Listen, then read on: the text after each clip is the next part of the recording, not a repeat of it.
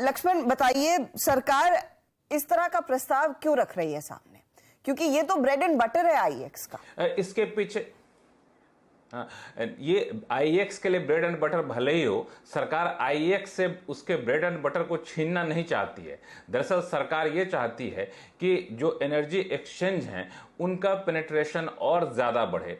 अभी बहुत कम संख्या में जितना बिजली का उत्पादन होता है, मुश्किल से 10% से भी कम संख्या है जिसका एक्सचेंज पे ट्रेडिंग होती है। सरकार चाहती है कि ज़्यादा से ज़्यादा बिजली की एक्सचेंज पे ट्रेडिंग हो, और ताकि जो एक दिन पहले बिजली की बुकिंग कराते हैं या फिर सेम डे में बिजली की बुकिंग कराते हैं उनको बिजली मिले, और वो भी सस्ती बिजली मिले।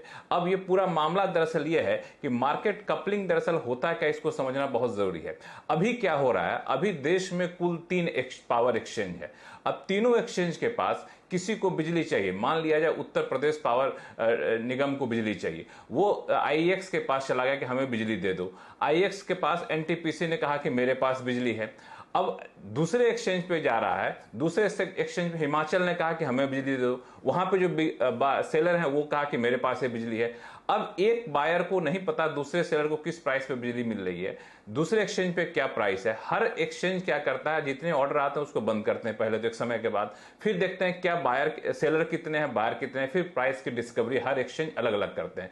अभी क्या होता है कि हर एक्सचेंज के लिए प्राइस की डिस्कवरी अलग अलग होती है। दूसरी दिक्कत क्या होती है कि एक एक्सचेंज को बिजली जहां भेजना है वहां भेज रहा है, पता चला कि उसी लाइन से दूसरा एक्सचेंज बिजली वापस किसी दूसरे स्टेट को भेज रहा है, तो पावर ट्रांसमिशन का बेहतर इस्तेमाल नहीं होता है। तो अब जो मार्केट कपलिंग किया जाएगा उसका फायदा ये होगा कि अलग अलग एक्सचेंज पे जितने भी बिजली के ऑर्डर आएंगे उन सारे बिजली के ऑर्डर को, बाय के ऑर्डर को और सेल के ऑर्डर को मार्केट कपलिंग ऑपरेटर होगा, वो सबको एक साथ मिलाएगा और एक साथ मिलाकर के एक प्राइस डिस्कवरी करेगा। अभी बता दूं कि एक दिन में 228 तरह के प्राइस डिस्कवरी तक चले जाते हैं।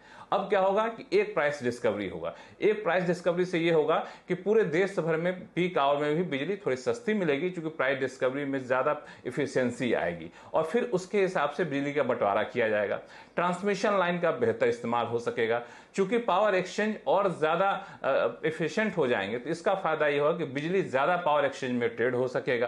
तो ये पूरे बृहद परिदृश्य में देखते हुए सरकार मार्केट कपलिंग को ज्यादा बढ़ावा देना चाहती है। और बता दूं कि इसके लिए जो रेगुलेशन है उसका प्रावधान सरकार पहले ही एक्ट में कर चुकी है। अब सिर्फ सीईआरसी को बोला है कि आप आइए, आप कंसल्टेशन जल्दी से पूरा करिए, ताकि अब हम जो है इसको अगले चरण पर ले जाएं, यानी मार्केट कपलिंग की तरफ आगे बढ़े। तो किसी के ब्रेड बटर को नहीं छीना जा रहा है। सरकार दरअसल ज्यादा से ज्यादा एनर्जी एक्सचेंज को लाना चाहती है, और ताकि बिजली हम आप तक सस्ते में पहुंचे, अगर पीक आवर हो तब भी।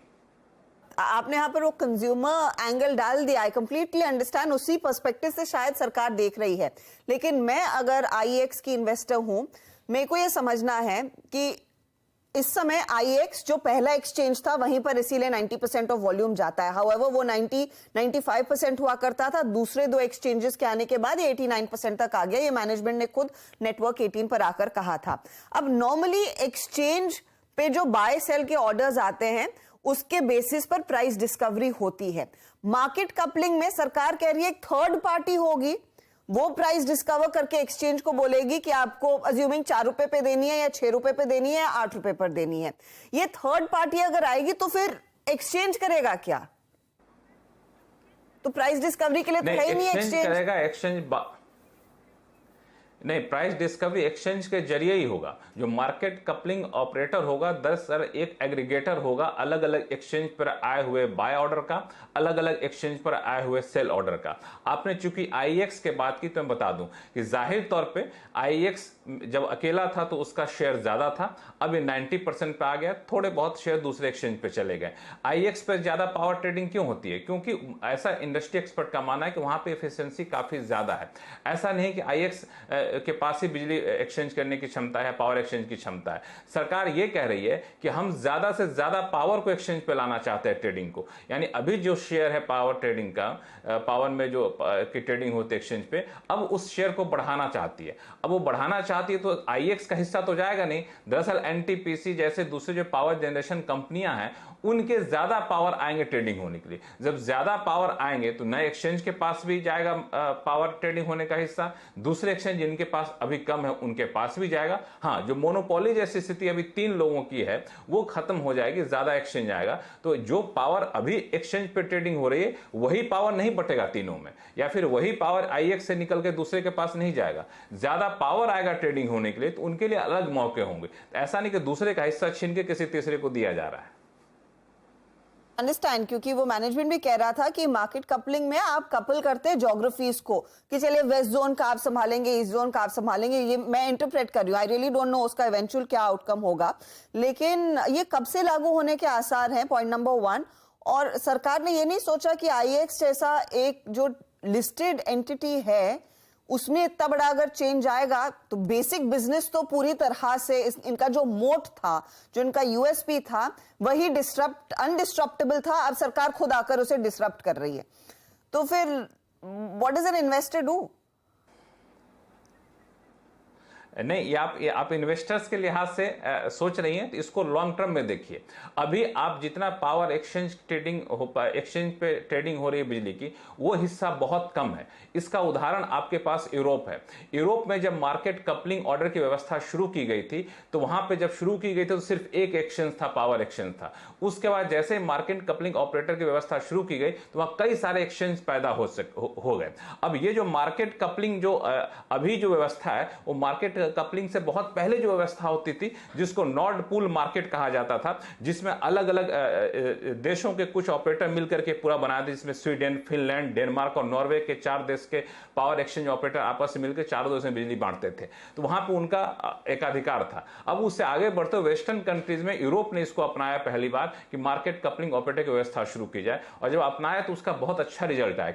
कोई एक्सचेंज बंद नहीं हुआ, कोई एक्सचेंज घाटे में नहीं गया। दरअसल वहां पर ज्यादा एक्सचेंज खुले, तो एक्सचेंज के लिए ज्यादा बड़ा मौका है, इसके तौर पर हमें देखना चाहिए, ना कि किसी एक एक्सचेंज को लेकर का। दूसरी बात, सरकार जब पॉलिसी बनाती है तो किसी एक एक्सचेंज के हित का ध्यान रख के नहीं बनाती है, वो अपने पावर सेक्टर को ज्यादा वाइब्रेंट बनाने के लिए बनाती है, ज्यादा उपयोगी हो सके, पीक आवर में बिजली के दाम ज्यादा ना बढ़े, उसके लिए बनाती है। अब सोचिए कि अभी क्या होता है, अभी किसी पावर डिस्ट्रीब्यूशन कंपनी को बिजली चाहिए कल के लिए, कल उसके पास बिजली नहीं है, तो वो 15 मिनट के स्लॉट की बिजली की बुकिंग करेगा पावर एक्सचेंज में। अब 15 मिनट के स्लॉट की बुकिंग वो करेगा तो 15 मिनट पे कितने उसके बट के हिस्सा वो देखिए, अलग अलग एक्सचेंज पे बुकिंग करेगा।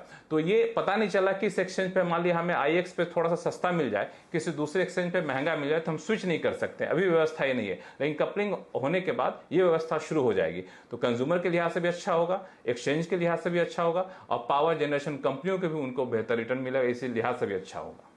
जी, बहुत बहुत शुक्रिया ये समझाने के लिए। अब आई गेस रिटेल निवेशकों को खुद इसको दोबारा देख लेना चाहिए, क्योंकि हमारे सोशल मीडिया हैंडल्स पर भी शेयर किया जाएगा इसका मतलब क्या है और किस तरह से सरकार सोच रही है। लेकिन इवेंचुअली मैं इसको ऐसे ही देखूंगी कि देखिए, आप शेयर बाजार के पर्सपेक्टिव से देखिए, पहले बीएसई आया, फिर एनएसई आया, और पूरा जो वॉल्यूम है फिर एनएसई पर शिफ्ट हो गया। अब एनएसई की सर्विसेज बाजार को ज्यादा बेहतर लगी, इसीलिए वो एनएसई पर ट्रेड करते हैं। फिर आया एमसीएक्स, जो वही सेवा स्टॉक एक्सचेंज की इक्विटी में ट्रेड करने की दे रहा था, लेकिन वॉल्यूम्स आर वेरी क्लियर, सबसे ज्यादा वॉल्यूम एनएसई पर आता है, और बीएसई अब कोशिश कर रहा है अपने आप को बेहतर करने की। आईएक्स को शायद वैसा ही करना होगा अगर वो बिजनेस में अच्छे से रहना चाहता है। ये बहुत ही लेम एग्जांपल है, शायद सही कॉन्टेक्स्ट भी ना हो, लेकिन एक्सचेंज टू एक्सचेंज मैं कह रही हूं। अब देखते हैं स्टॉक यहां से आगे किस तरह की स्थिति में रहता है, क्योंकि एक तरफा बिकवाली का प्रेशर यहां पर हर टिक के साथ बढ़ता हुआ दिखाई दे रहा है। लक्ष्मण जी, बहुत बहुत शुक्रिया। अच्छा, इस बीच निफ्टी